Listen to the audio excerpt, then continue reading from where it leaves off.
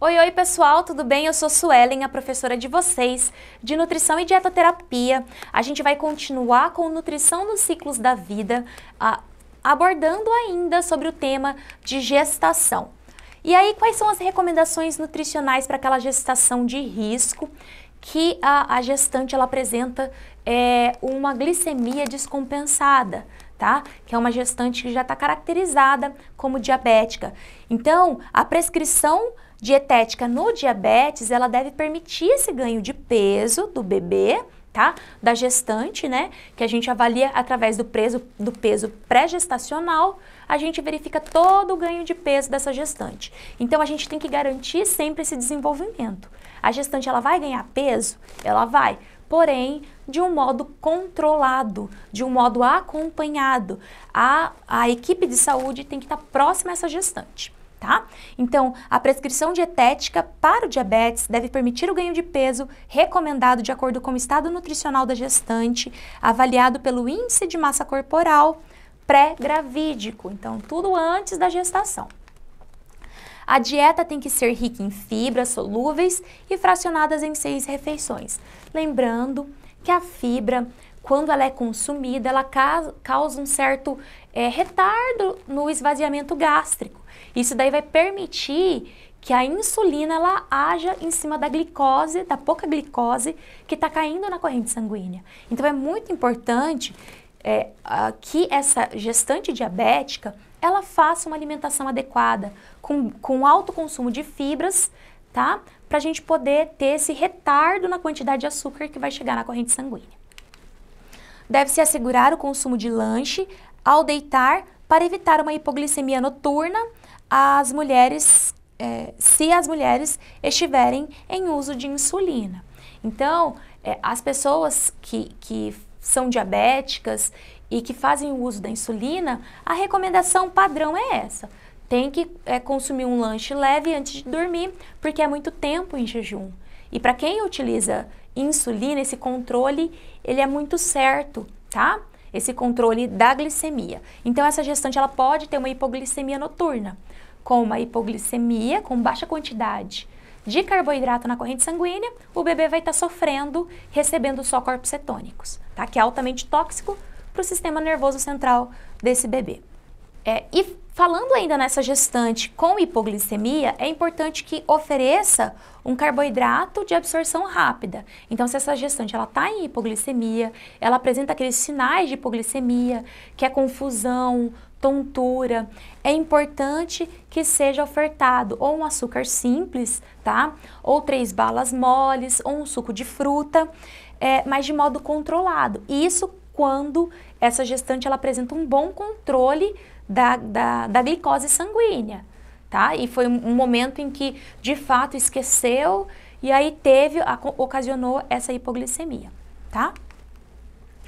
E como que a gente faz para verificar esse ganho de peso da gestante? Como que a gente sabe? Muito se questiona, né? As pessoas, elas questionam, mas a gestante, ela pode ganhar até quantos quilos? É 12? É 18? Eu engordei 20. Então, assim, esse peso, esse cálculo de ganho de peso, ele vai ocorrer de acordo com o peso pré-gestacional. Então, é importante a gente ter em mente o índice de massa corporal, tá? Calcular o peso e a altura dessa gestante, realizar o cálculo do índice de massa corporal, verificar como que está classificada essa gestante, tá? De acordo com o peso pré-gestacional, e aí a gente vai estar verificando se essa gestante, antes da gestação, ela era baixo peso, ela era normal ou obesidade grau 1, grau 2, tá? Através disso a gente consegue controlar o ganho de peso.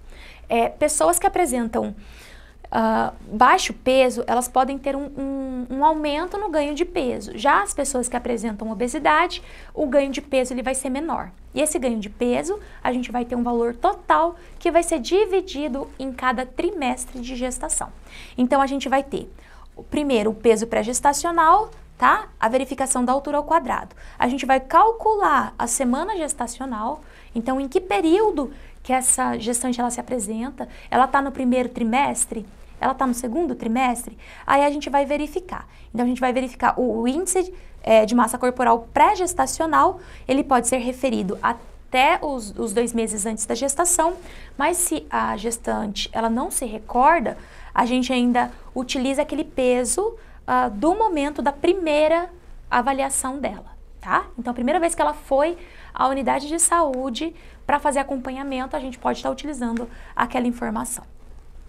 E aqui a gente vai estar verificando. Gestante que apresentou baixo peso, ela tem um ganho total de 12,5 a 18 quilos para ganhar durante toda a gestação.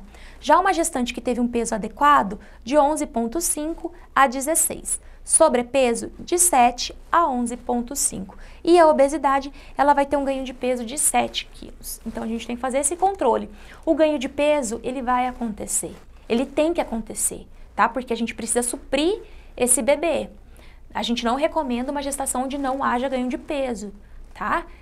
Isso daí é uma produção muito alta de corpos cetônicos e que é danoso para o bebê. Então, a gente tem que recomendar um ganho de peso. Então, é natural que essa gestante ela chegue na unidade e ela tenha esse ganho de peso. É esperado. E aqui a gente verifica que essas gestações, quando elas não são tão bem sucedidas, a gente vai ter um bebê com baixo peso de 2,500 gramas. E aí a gente verifica que a gestação, quando ela não é tão bem sucedida, a gente pode ter uma criança com baixo peso, tá? Então, de 2,5 kg, essa criança ela teve um comprometimento em todo o seu desenvolvimento. É uma criança que existe a possibilidade dela ficar em observação ainda no ambiente hospitalar. E uma criança muito grande durante o seu nascimento. Ela vai apresentar 4 quilos, acima de 4 quilos, tá? Então, esses são os padrões para a gente estar verificando se toda a gestação ela foi satisfatória. É justamente o momento do parto, tá? E qual que é a necessidade calórica dessa gestante, tá? Ela vai ter uma necessidade calórica aumentada, como a gente viu, com relação ao metabolismo, que aumenta 5, 10 e 25%. Então, o consumo calórico vai ter que acompanhar esse aumento metabólico. Aumentar o consumo calórico a partir do segundo trimestre, evitando-se um consumo exagerado de alimentos altamente calóricos. A gente vai sempre buscar orientar essa gestante que ela precisa optar pela qualidade, tá? Então, alimentos de boa qualidade. A necessidade de proteína, ela também é aumentada. Por que ela é aumentada? Porque a gente está tendo construção de tecidos. Então, a quantidade de proteína, ela tem que ser otimizada. Esse ser, ele está precisando, ele está necessitando de muita proteína para ter a formação dos seus ossos, para ter a formação dos seus tecidos, tá? E a necessidade de lipídio, a gente também tem essa necessidade lipídica, tá? A gestante ela vai ter essa necessidade lipídica, porque o lipídio é um nutriente muito importante para estar carregando, para estar transportando diversas substâncias no nosso corpo, como as vitaminas. Então, a gente vai ter uma necessidade de até 30%, não ultrapassar essa necessidade. A necessidade de fibras também é aumentada para a gente estar evitando essa constipação que a gestante ela sofre devido à pressão do bebê no seu intestino, tá? Então, a gente vai ter um aumento. Essa quantidade de fibra ela pode ser de 20 a 35 gramas por dia. Restringir o café e o chá preto, tá? Que eles agem negativamente, principalmente na formação dos ossos. Evitar o uso de edulcorantes. Esse daqui é um ponto muito importante. Os edulcorantes, que são os açúcares artificiais, que são os adoçantes, eles têm efeitos teratogênicos.